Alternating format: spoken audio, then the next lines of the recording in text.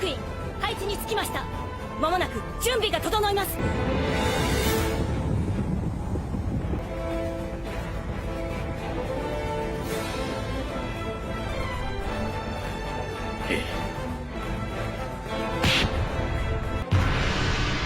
待ってろよ、愛弟子。 Infelizmente não tivemos Galaxy Impact acontecendo agora nesse episódio. Toei, acabei ficando decepcionado com vocês. Esperava que no mínimo essa cena fosse apresentada agora nesse episódio para gerar um hype ainda maior. Porém, isso acabou não acontecendo, mas ainda assim temos um novo episódio recheado de novas informações e lógico que eu irei trazer tudo aqui para vocês. Então, fica ligado aí. Salve piratas e marinheiros, Salmo Souza na área. E aí, como é que vocês estão? Eu espero que todos vocês estejam muito bem. E se tá todo mundo bem, já deixa aquele likezão, se inscreve no canal e ativa o sininho. Porque como vocês sabem, isso nos ajuda bastante e faz com que esse vídeo seja divulgado um pouco para mais pessoas. Dito isso, agora vem com o pai e bora para o vídeo. O título do episódio 1113 de One Piece é Fuja Kobe, uma desesperada estratégia de fuga. O episódio começa em Hashinozu mostrando que foi Perona que encontrou Kobe preso em uma cela e depois o libertou, porém com a condição de que ele libertasse Geku Moria, que também estava preso em uma cela mais abaixo. O legal é que essa cena ficou ainda melhor no anime do que no mangá, porque foi mostrado até mesmo um determinado momento de Perona atacando os guardas e pegando a chave das celas que estavam com eles. Um ponto importante aqui é que agora foi revelado o que aconteceu com Moria depois que ele foi para Hashinozu para tentar salvar Absalom. Então, pelo visto, ele continua vivo. Em outra parte da ilha, vários piratas relatam que Kobe escapou da prisão e agora está livre. Muitos deles estão empolgados com essa revelação, já que Kobe tem uma recompensa bastante alta colocada por ele pela Cross Guild, pois mesmo ele sendo um capitão da marinha, ele tem 5 estrelas sobre sua cabeça, que equivale a 500 milhões de beris. E como ele é apenas um capitão, o normal seria que sua recompensa fosse apenas de 1 estrela. Entretanto, Kobe é considerado um herói da marinha, então sua recompensa acaba sendo tão alta quanto a de um almirante. A cena volta para Kobe novamente e vemos que ele conseguiu salvar algumas pessoas que estavam sendo feitas de escravos em Hashinozu, e pelo visto, eles seriam vendidos como escravos em um leilão. E isso já dá uma dica muito importante, afinal de contas, já que Kobe salvou os outros prisioneiros, provavelmente ele deve ter salvado o Geku Moria também. E a partir daí, Perona, junto com o seu mestre, deve ter seguido caminhos diferentes do que Kobe seguiu. Agora, qual vai ser o papel de Geku Moria daqui pra frente? Eu não faço a mínima ideia. Eu sei que ele e Perona têm ótimas Akumas no Mi para espionagem, mas se vai ser esse o papel deles daqui pra lá, a gente não sabe. Voltando para o episódio, de repente a cara de caveira da ilha começa a falar, dizendo que está sentindo cócegas no lado esquerdo do peito, onde estavam os escravos. Ao ouvir isso, outros piratas se empolgam e perguntam se eles podem matar os escravos que estão tentando fugir, mas são informados de que eles precisam ser mantidos vivos ou ele mesmo vai contar para Barba Negra quem os matou. A cena volta para os prisioneiros e eles ficam desanimados achando que não vão conseguir escapar da ilha, porém Kobe resolve servir de distração enquanto eles tentam escapar por outro caminho. A cena se volta para onde Shiryu da Chuva está e vemos mais uma vez que ele se tornou o usuário da fruta da invisibilidade. Em seguida, ele pergunta a Pizarro por que ele mesmo não acaba com os prisioneiros que escaparam. Assim, é revelado que a voz da caveira pertence a Avalo Pizarro, que consumiu a Shima Shima no Mi, a fruta da ilha, o que significa que agora ele pode se fundir com a ilha inteira, permitindo-lhe ver, sentir e ouvir tudo o que acontece no lugar. Pizarro então diz para Shiryu que sempre que ele se mexe, ele acaba quebrando alguma coisa. Por isso, ele não vai ajudar, porque senão Tite vai ficar furioso com ele.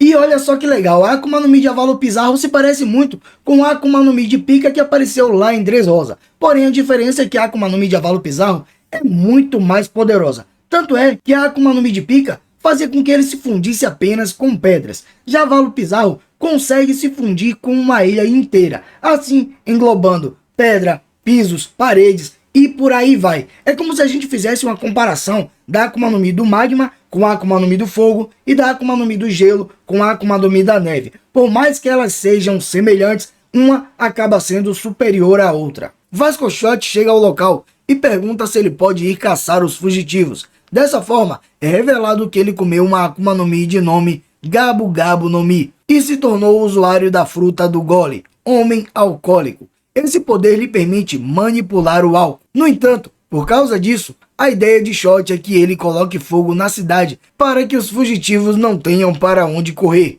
Porém, Pizarro então repreende, dizendo-lhe que isso também incomodaria a Barba Negra, especialmente porque eles acabaram de consertar os danos do incidente de Rocketport. Vasco Shot então pergunta se ele gostaria de deixar essa missão nas mãos de San Juan Wolf, tentando convencer Pizarro a permitir que ele vá sozinho devido ao tamanho de Wolf, pois o Wolf causaria muito mais danos. Assim, é revelado que este consumiu a Deca Deca no Mi, fruta da gigantificação, que lhe permite ampliar o seu corpo, que já é gigante. Pizarro então diz que em hipótese nenhuma San Juan Wolf deve ir para a cidade, porque senão ele vai acabar destruindo tudo.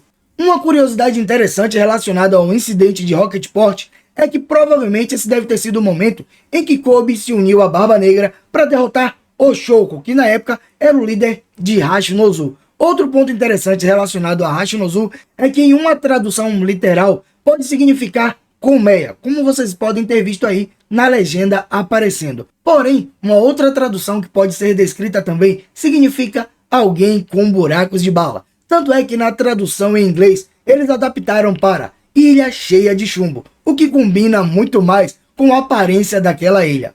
Vemos que o plano de Kobe dá certo e ele começa a ser perseguido por piratas, embora perceba que escapar a pé será impossível, mas acha que vale a pena pelo bem dos outros que estavam fugindo. Em um flashback, é revelado que o motivo pelo qual Barba Negra sequestrou Kobe foi para que ele pudesse usá-lo como moeda de troca. Ele elaborou um plano em que Hashinozu seria reconhecida como uma nação de pleno direito pelo governo mundial e ele se tornaria o rei desse local. Kobe chama o seu plano de insano, dizendo que Barba Negra está perdendo tempo, já que agora ele é membro da SWORD. Quando Barba Negra questiona o que é isso, Kuzan, que está presente, o informa a respeito da SWORD. De acordo com a Aokiji, os marinheiros que fazem parte da SWORD não são reconhecidos como tal no papel. Ele e os outros membros se demitiram, não seguindo mais o código da marinha, e podem operar sem que certos protocolos os impeçam, como brigar com um Yonkou sem autorização. Ele também revela que a marinha pode rejeitar os membros da SWORD a qualquer momento. Embora Barba Negra entenda isso, ele se recusa a mudar de ideia sobre o seu plano, confiante de que os status de Kobe como herói significaria que se o governo mundial não o libertasse, o público ficaria furioso. Ele então diz que se as coisas derem errado para ele, ele causará danos significativos à reputação do governo mundial. Por isso, ele quer que Kobe continue preso.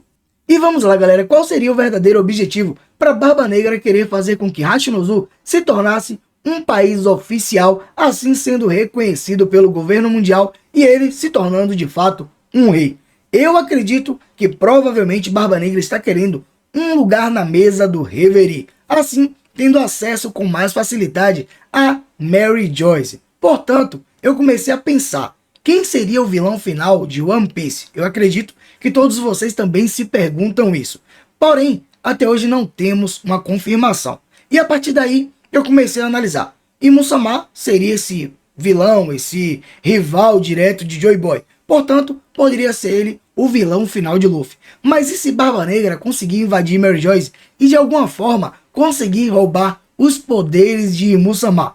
Isso faria com que ele ficasse muito mais forte e assim colocaria ele como o vilão final da obra. Pelo menos eu acredito que talvez esse seja o pensamento de Tite. Afinal de contas, ele herdou o mesmo desejo de Rox de Shebeck, que era de ser o rei do mundo. Então, provavelmente, Barba Negra está tentando de alguma forma tomar o lugar de Musama. Então, por enquanto, eu estou seguindo essa linha de raciocínio. Outro ponto interessante aqui ficou relacionado aos membros da SWORD. Afinal de contas, ficou claro que eles já entregaram as suas cartas de demissões. Mas isso quer dizer que eles já foram demitidos? Não, galera. Só que o governo agora, a Marinha, tem as cartas de demissões deles. Então, caso eles venham cometer algum erro, eles podem simplesmente dizer que eles já tinham sido demitidos. o que acaba sendo uma grande vantagem para o governo mundial, pois se caso um deles venha derrotar um Yonkou, o governo pode simplesmente dizer que foi a comando deles e assim ganhar mais um ponto com a população. Porém, se eles forem derrotados ou cometam algum erro, como eu falei antes, é só o governo dizer que eles foram demitidos e a partir daí não vai ter mais nenhum tipo de vínculo com eles.